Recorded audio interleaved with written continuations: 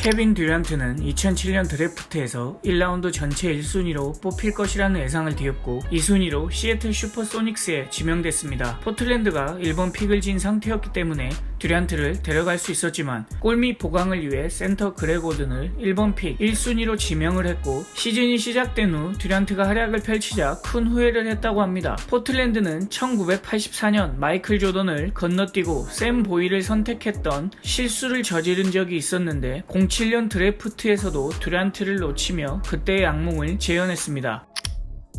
보통 농구 선수라면 키를 높이고 싶어 하지만 케빈 듀란트는 NBA 공식 프로필에 키가 드래프트 당시 맨발 신장으로 기재되어 있습니다. 현재 프로필상으로는 2m 7cm가 나오지만 실제로 2m 11cm의 앤서니 데이비스와 서 있는 모습으로 봤을 때는 이보다 더 큰 것이 아니냐는 이야기가 나오고 있습니다. 키를 속인 이유는 본인이 파워 포워드보다 스몰 포워드로 뛰는 걸 선호했기 때문이라고 합니다. 듀란트 몸매 특성상 마른 몸매이기 때문에 골밑에서 거친 몸싸움을 견뎌내야 하는 최고의 스몰 포워드로 자리매김하고 싶은 야망 때문에 NBA 공식 프로필에 맨발 신장으로 표시했다고 합니다.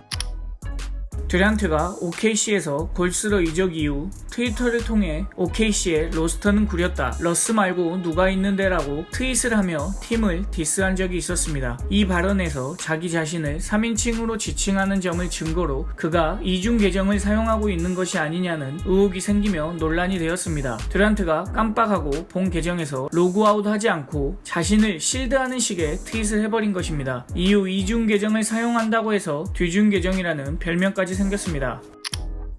리그의 대표적인 2등 전문 콩라인인 선수이기도 합니다. 라이벌 르브론 제임스와의 전적은 뒤처지는 편이며 또 파이널에서도 4대1로 패한 적이 있으며 스테픈 커리의 기록과 그의 팀인 골든스테이트 워리어스의 홈 연승의 제물이 되는 등 좀처럼 1인자로 치고 올라가지 못해 이러한 별명이 생겼습니다. 심지어 본인도 이런 상황이 영 달갑지 않았는지 인터뷰에서 늘 2인자였기 때문에 이젠 지겹다는 발언을 하기도 했습니다. 물론 현재는 커리를 제치고 두 번의 파이널 MVP를 차지해 2인자 이미지가 많이 희석된 상황이기도 합니다.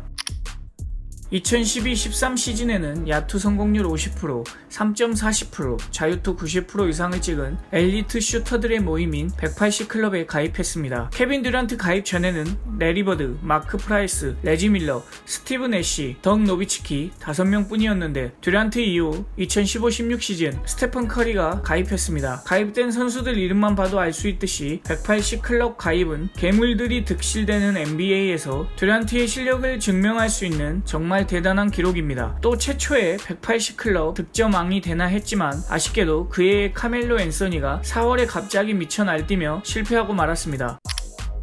듀란트는 슛을 위해 10살 때부터 다른 또래들은 상상도 하기 힘든 연습량을 소화해냈다고 합니다. 그 방법의 하나가 메디신 볼을 누운 채로 슛을 쏘는 폼으로 1시간 동안 들고 있는 훈련을 했고 이걸 하느라고 어깨가 마비될 지경까지 가기도 했었다고 합니다.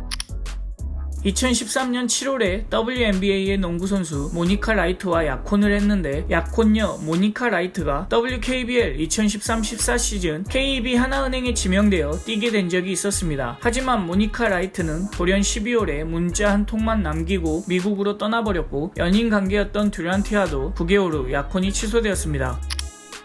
이복 형제가 한 명 있었는데 이름은 클리포드 딕슨. 듀란트가 16살 때 듀란트의 어머니가 입양해 왔으며 딕슨도 농구선수로 활약했고 2013-14 시즌 MVP를 수상할 때 언급할 정도로 각별했습니다. 그러나 2019년 3월 21일 술집에서 총격으로 안타깝게 사망해 충격을 주었습니다.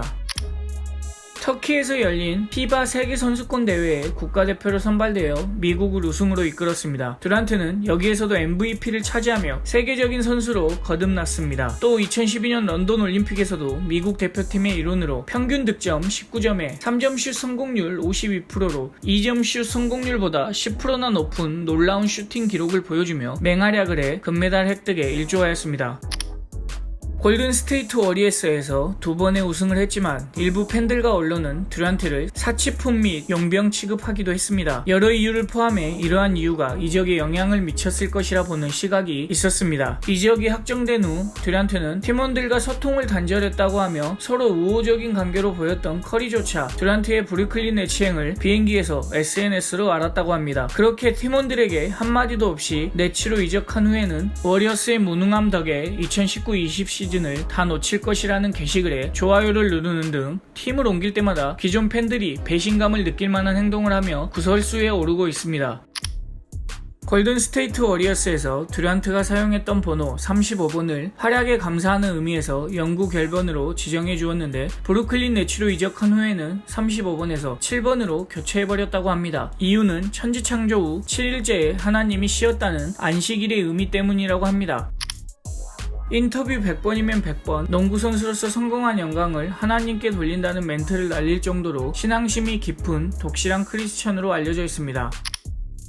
2014년 5월 7일 르브론 제임스를 제치고 생애 첫 정규 시즌 MVP를 차지했습니다. 이때 MVP 연설에서 듀란트는 팀원 한 명 한 명을 모두 언급하며 사랑한다고 말했고 자신의 어머니야말로 진정한 MVP라고 이야기하며 눈시울을 붉혀 많은 네티즌들이 연설에 감동을 하여 이 영상은 큰 화제가 되기도 했습니다. And last, my mom. I don't think you know what you did. You sacrificed for us. You're the real MVP.